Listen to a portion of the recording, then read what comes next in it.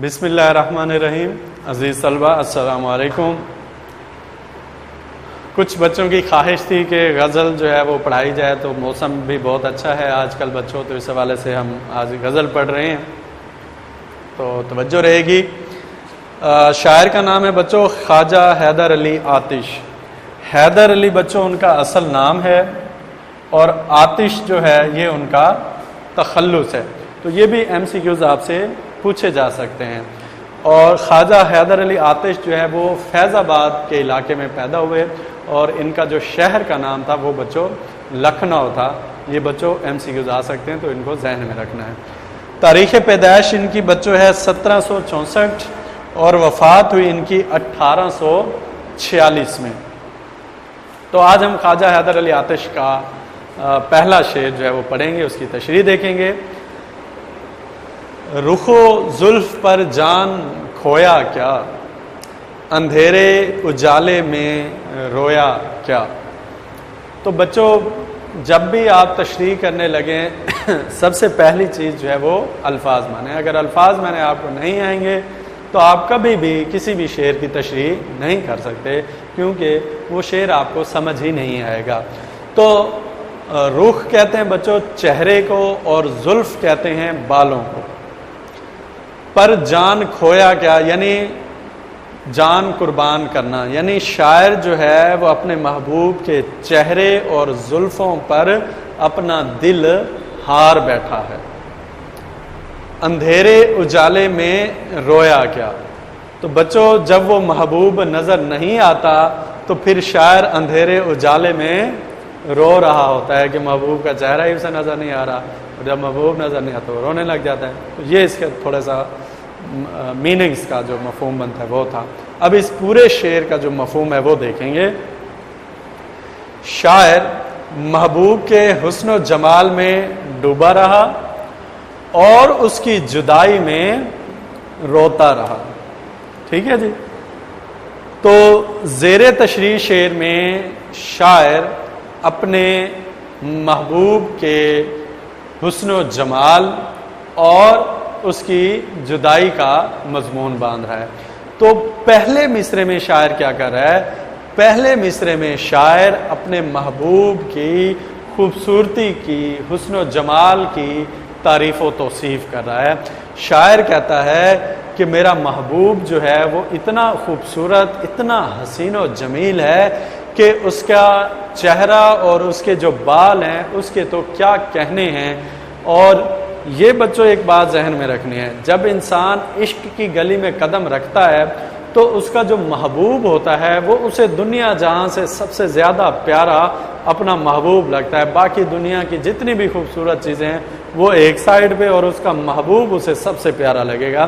تو شاعر کا بھی یہی حال ہے. وہ اپنے محبوب کے بارے میں کہہ رہا ہے کہ اس کا چہرہ اور اس کی زلفوں کی کیا بات ہے.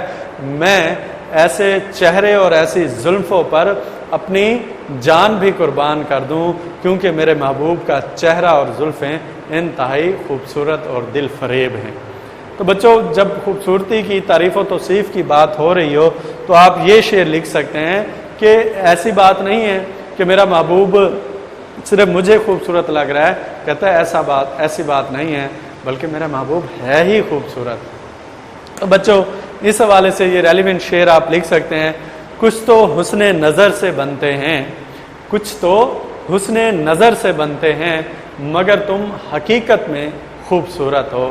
تو شاعر پہلے مصرعے میں اپنے محبوب کی خوبصورتی کی، حسن و جمال کی تعریف و توصیف کرا.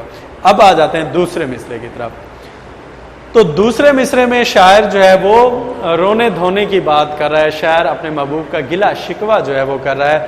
دیکھیں بچوں جب انسان عشق کی گلی میں قدم رکھتا ہے تو وہ چاہتا ہے کہ اس کا محبوب اس کی آنکھوں کے سامنے رہے، دیدار یار ہوتا رہے، وہ محبوب کو دیکھتا رہے. اور جب وہ محبوب سے مل نہیں پاتا، محبوب کا چہرہ دیکھ نہیں پاتا، جب جدائی آ جاتی ہے تو وہ جدائی اس سے برداشت نہیں ہوتی، جدائی برداشت نہیں کر سکتا. اس لیے بچوں شاعر جو ہے جب اس کا محبوب اس کو یاد آتا ہے تو بے اختیار اس کے آنکھوں سے آنسو جھلکنے لگتے ہیں، وہ رونے لگتا ہے. تو ہمارے شاعر کا بھی یہی حال ہے. وہ اپنے محبوب کے غم میں، اپنے محبوب کی جدائی میں رات کے وقت اور دن کے وقت ہر وقت روتا رہتا ہے، بے اختیار اس کے آنکھوں سے آنسو جو ہے وہ بہتے رہتے ہیں۔ اگلے شعر کی طرف آتے ہیں۔ ہمیشہ لکھے وصف دندانے یار، قلم اپنا موتی پرویا کیا۔ تو سب سے اہم بات مشکل الفاظ کے معنی ان کو دیکھیں گے۔ وصف دندانے یار، وصف کہتے ہیں بچوں خوبی کو، دندان دانتوں کو، اور یار سے مراد ہے محبوب، محبوب کے دانتوں کی خوبی۔ اور قلم اپنا موتی پرویا کیا، یہ جو شاعر کا قلم ہے وہ محبوب کی تعریف و توصیف میں جو باتیں لکھتا ہے اسے موتی پرونا، یعنی دانتوں کو موتی کے ساتھ تشبیہ دی جا رہی ہے۔ جو محبوب کے دانت ہیں ان کی خوبصورتی کو موتیوں کے ساتھ تشبیہ دیا جا رہا ہے۔ سمجھ آ رہی ہے بات؟ تو مفہوم دیکھیں گے۔ شاعر کا قلم اپنے محبوب کی تعریف و توصیف میں موتی پیروتا رہا۔ تو زیر تشریح شعر میں شاعر اپنے محبوب کی تعریف و توصیف کا مضمون قلم بند کر رہا ہے۔ شاعر کہتا ہے کہ میں نے ہمیشہ اپنے محبوب کے دانتوں کی تعریف ہی کی ہے۔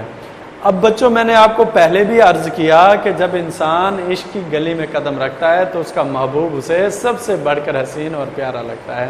پھر محبوب کا اٹھنا بیٹھنا چلنا پھرنا، چہرہ، آنکھیں، منہ، دانت، ہونٹ، گال، ہر چیز پھر محبوب کی پیاری لگتی ہے۔ تو اسی طرح شاعر بھی کہہ رہا ہے کہ جو میرے محبوب کے دانت ہیں وہ نہایت ہی خوبصورت ہیں، سفید ہیں اور دودھ کی مانند ہیں اور بہت ہی خوبصورت ہیں۔ تو بچوں اب دیکھیں، چونکہ وہ محبت کی گلی میں قدم رکھ چکا ہے اس لیے اب اس کو محبوب کے دانت بھی خوبصورت لگ رہے ہیں، تو ان دانتوں کی بھی تعریف و توصیف کر رہا ہے۔ تو بچوں صرف یہ خواجہ حیدر علی آتش ہی نہیں بلکہ اور بھی شعراء کرام نے اپنے اپنے محبوب کی تعریف و توصیف کی ہے۔ کسی نے سیاہ بالوں کی، کسی نے آنکھوں کی، کسی نے ہونٹوں کی، کسی نے گالوں کی، تو ہر شاعر نے اپنے اپنے محبوب کی تعریف و توصیف کی ہے۔ جیسا کہ میر نے اپنے محبوب کے ہونٹوں کی تعریف کی ہے، تو ہر شاعر اپنے محبوب کی تعریف و توصیف کرتا ہے۔ تو اس طرح حیدر علی آتش جو ہے وہ اپنے محبوب کے دانتوں کی تعریف و توصیف کر رہے ہیں۔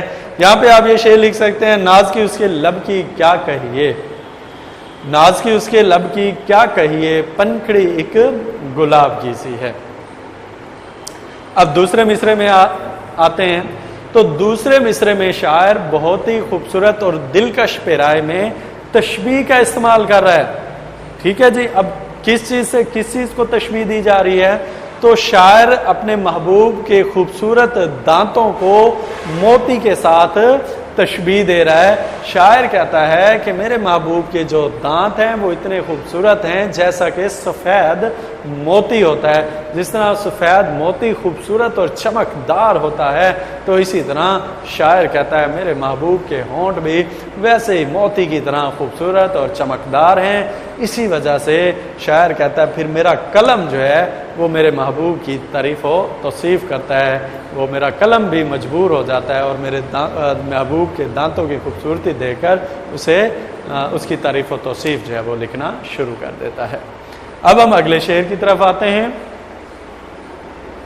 کہوں کیا ہوئی عمر کیوں کر بسر، کہوں کیا ہوئی عمر کیوں کر بسر، میں جاگا کیا بخت سویا کیا۔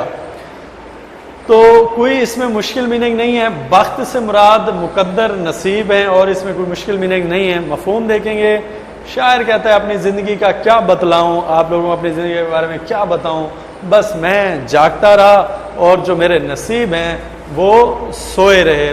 تو زیر تشریح شعر میں شاعر اپنے جو مصیبتیں ہیں، اپنے جو غم ہیں، اپنی زندگی کی جو مشکلات ہیں ان کا مضمون باندھ رہا ہے۔ وہ بچوں محبوب کے حوالے سے بھی ہو سکتے ہیں، وہ زمانے کے حوالے سے بھی ہو سکتی ہیں، وہ عزیز رشتہ داروں کی وجہ سے بھی، وہ دوستوں کی وجہ سے بھی۔ تو زندگی میں ہر کسی کو بچوں کوئی نہ کوئی غم ہوتا ہی ہے، تو وہ غم جو ہے وہ شاعر پہلے مصرے میں بتا رہا ہے۔ شاعر کہتا ہے کہ اپنی زندگی کے بارے میں کیا بتلاؤں کہ کس طرح کٹی ہے. بس میری عمر جو ہے وہ بہت سی مشکلات میں گزری ہے. بچوں معاشرے کا کوئی بھی فرد دیکھ لیں، میں ہوں، آپ ہیں، کوئی بھی ہے، اس کو کوئی نہ کوئی غم جو ہے وہ لاحق ہوگا. بینگ اے طالب علم آپ یہ سوچتے ہیں کہ دیکھو بھائی مجھے پڑھنے کا بہت غم ہے، مجھے پڑھنا پڑتا ہے. تو ہر بندہ جو ہے وہ اپنے زندگی میں کسی نہ کسی مشکل میں ضرور ہوتا ہے. تو وہی مشکل شاعر بھی کہہ رہا ہے. بس آپ کو کیا بتاؤں کہ کس مشکل میں ہماری زندگی جو ہے وہ گزری ہے. تو وہ شاعر جو ہے ان مشکلات کا ذکر کر رہا ہے. تو وہ بچوں مشکل محبوب کے حوالے سے بھی ہو سکتے ہیں، وہ زمانے کے حوالے سے بھی ہو سکتی ہے.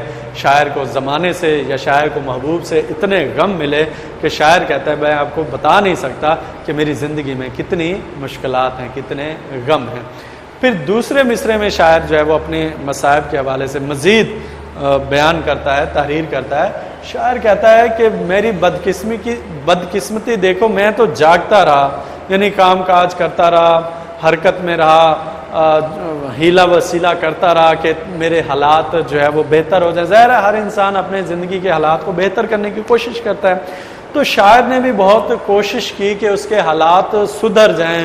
دن رات وہ محنت کرتا رہا، کہتا میں جاگتا رہا، محنت کرتا رہا، کام کرتا رہا کہ کبھی میرے زندگی کے جو مشکلات ہیں وہ حل ہو جائیں.